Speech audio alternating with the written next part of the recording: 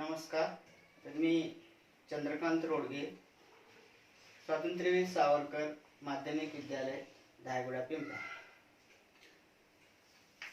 तर आज आपण घेणार आहोत linear equation in two variable. तर आजपर्यंत आणखी तुम्ही माझ्या जर चॅनलला सबस्क्राईब केलं नसेल तर सबस्क्राईब करा आणि ज्यांनी सबस्क्राईब केलेलं आहे त्यांचे धन्यवाद. तर आज आपण घेणार आहोत mathematics part 1 linear equation in two variables. तर त्याची डेफिनेशन आहे linear equation in two variable means an equation which contains two variables and the degree of each term containing variable is 1 is called a linear equation in two variables. The general form is the linear equation in two variable is ax plus by plus c is equal to 0. Here a, b, c belongs to the real numbers. But a is not equal to 0 and b is not equal to 0. आता two variables म्हणजे काय? हे x and y. हे x and y is the variables आहेत and a b c is the coefficient आहेत. तर ह्याच्यामध्ये हे x आणि y दोन व्हेरिएबल आहेत म्हणून ह्याला linear equation in two variable म्हटलंय. आणि ह्याच्यामध्ये लिनियर मीन्स काय? ह्याचा मराठी अर्थ आहे रेषीय. जर समजा आपण याचा ग्राफ काढला, एखादा आलेख काढला तर त्याचा आलेख हा एक सरळ रेषा येतो. तर त्याचा आपण आलेख काढला तर त्याचा हा असा एक सरळ रेषा येतो. ह्यालाच लिनियर इक्वेशन म्हटलं जातं. आणि linear equation in two variable means त्याच्यामध्ये दोन व्हेरिएबल आहेत आणि त्याचा general form ax plus by plus c is equal to 0 but a b c belongs to the real numbers. A is not equal to 0, b is not equal to 0. आता ही condition कशासाठी दिली?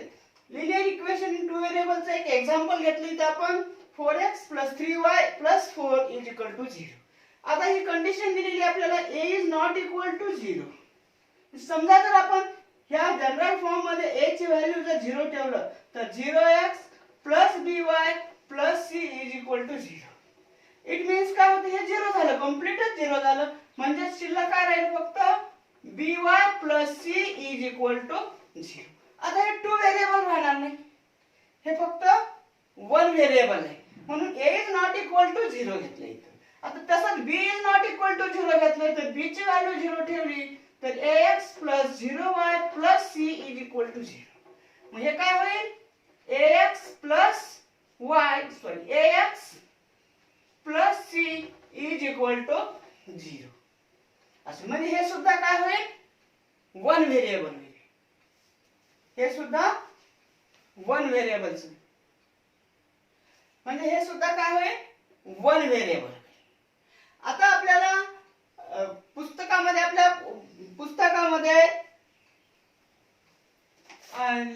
पहिल्या पानावर एक activity दिलेली आहे. Page क्रमांक 1 वर ऍक्टिव्हिटी दिलेली आहे. Complete the activity following table. ते ऍक्टिव्हिटी आपण घेऊ. त्याच्यामध्ये आपल्याला काही इक्वेशन्स दिलेले आहेत आणि ते लिनियर आहेत की नाही हे ओळखायचं. तर आपण ते ऍक्टिव्हिटी घेऊया.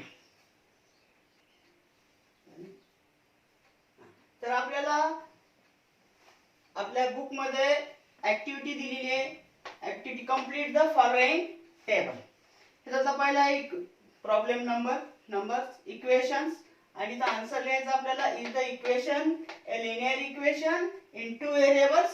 क्वेश्चन मार्क आहे म्हणजे लिनियर इक्वेशन आहे किंवा नाही, येस और नो लिहायचं आहे आपल्याला.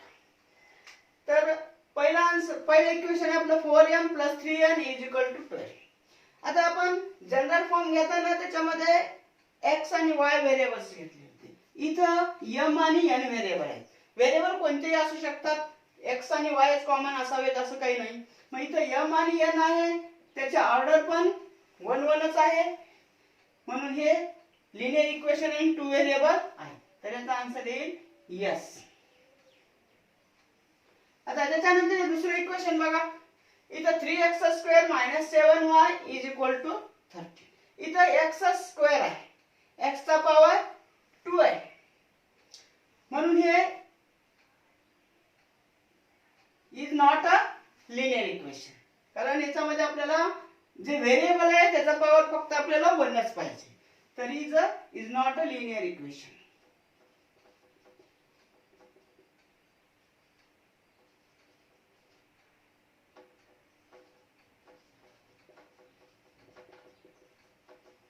इथं √2x minus √5y is equal to 16. इथं x आणि y हे दोन व्हेरिएबल्स आहेत, पण x च्या अगोदर √2 √5 इथं रियल नंबर्स आहेत, म्हणून हे सुद्धा लिनियर इक्वेशन आहे. आता इथं चौथा एक्झाम्पल पहा. 0x + 6y - 3 is equal to 0. आता इथं x चा कोएफिशियंट 0 आहे. मग आपल्या जनरल फॉर्मच्या डेफिनेशन मध्येच काय आहे की a is not equal to 0, b is also b is not equal to 0. मग इथं a ची व्हॅल्यू 0 आहे, म्हणून is not a linear equation.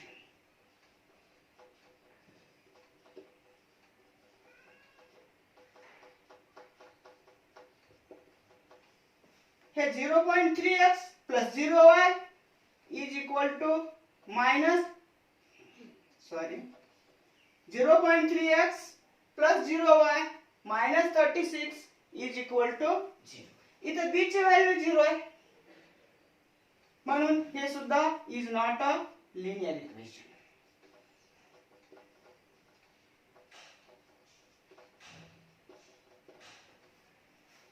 आता 6th एक्झाम्पल पहा. 4/x + 5/y is equal to 4. इथं व्हेरिएबल डिनोमिनेटरला आहे, पण काय नाही, आपण जर समजा ह्याला let 4/x is equal to a आणि 5/y is equal to b असं जर घेतलं तर म्हणजेच काय होईल, 4a + 5b is equal to 4, म्हणजे हे लिनियर इक्वेशन होईल.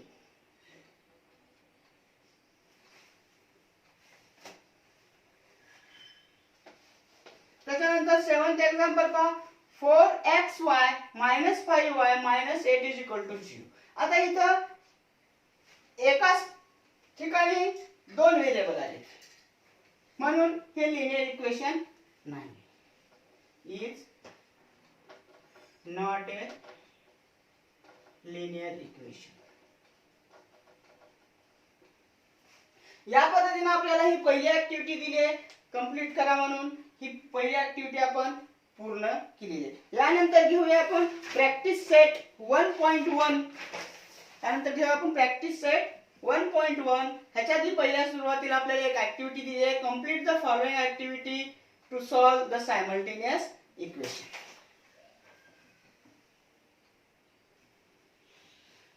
आता आपल्याला हे प्रॅक्टिस सेट 1.1 मध्ये पहिले एक्झाम्पल आहे, complete the following activity to solve the simultaneous equation. आता आपल्याला क्वेश्चन नंबर 2a मध्ये अशा प्रकारच्या ऍक्टिव्हिटी विचारल्या जातात आणि question number 3a, question number 2a आणि क्वेश्चन नंबर 3a ह्याच्यामध्ये आपल्याला दोन ऍक्टिव्हिटी सॉल्व्ह करायच्या असतात तीन पैकी. तर इथं आपल्याला प्रत्येक ऍक्टिव्हिटी 2 मार्काला विचारली जाते आणि ह्याच्यामध्ये दोन पैकी एक ऍक्टिव्हिटी सॉल्व्ह करायची आहे 3 मार्काला.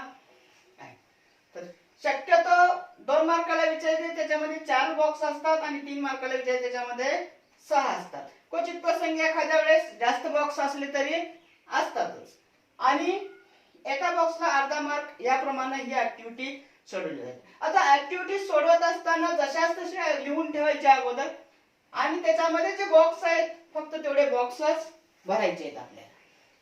तर आपण ही सायमल्टेनियस इक्वेशन सोडवून दिलेलं आहे, फक्त त्याच्यामध्ये जे काही बॉक्स ठेवलेत ते बॉक्स कशा पद्धतीने भरायचे बघूया. तर इथे दोन इक्वेशन दिलेत आपल्याला. 5x + 3y is equal to 9 equation number 1. 2x + 3y is equal to 12 equation number 2. Let us add equation 1 and 2 म्हटले. 5x + 3y is equal to 9 plus second equation 2x - 3y is equal to 12. इथं आपल्याला box दिलाय x.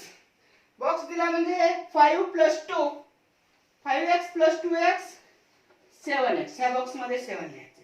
हे +3y - 3y ह्या y चे coefficient same आहेत त्याचे sign पण डिफरंट आहेत. आपल्याला हे सायमल्टेनियस इक्वेशन सोडवताना इक्वेटिंग कोएफिशियंट करत असताना हे या पद्धतीने आपण करून घेतात.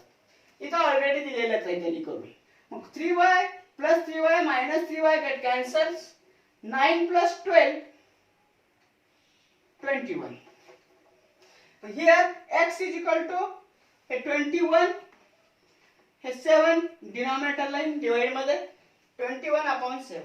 7 1 is 7, 7 3 is 21. Therefore x is equal to 3. Place the value of x is equal to 3 in equation 1. Equation 1 आहे 5x plus 3y is equal to 9. तर 5 into बॉक्स दिले. तर या बॉक्स मध्ये आलेली x ची value 5 into 3 plus 3y is equal to 9.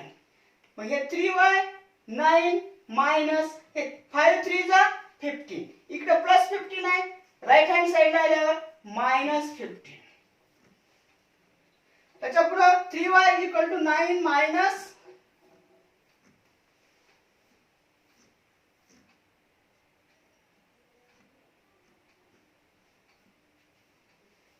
Sorry इथं थोडंसं लिहिण्यामध्ये चूक झाली. 3y is equal to 9 minus 15. 9 minus 15 म्हणजे 6 minus 6.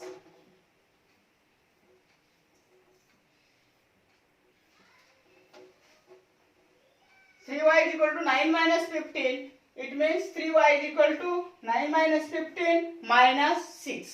Here minus 6 upon 3. 3 1 is 3, 3 2 is 6 means minus 2. Therefore solution is x.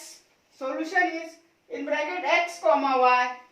In bracket x ची value 3 आणि y चे minus 2.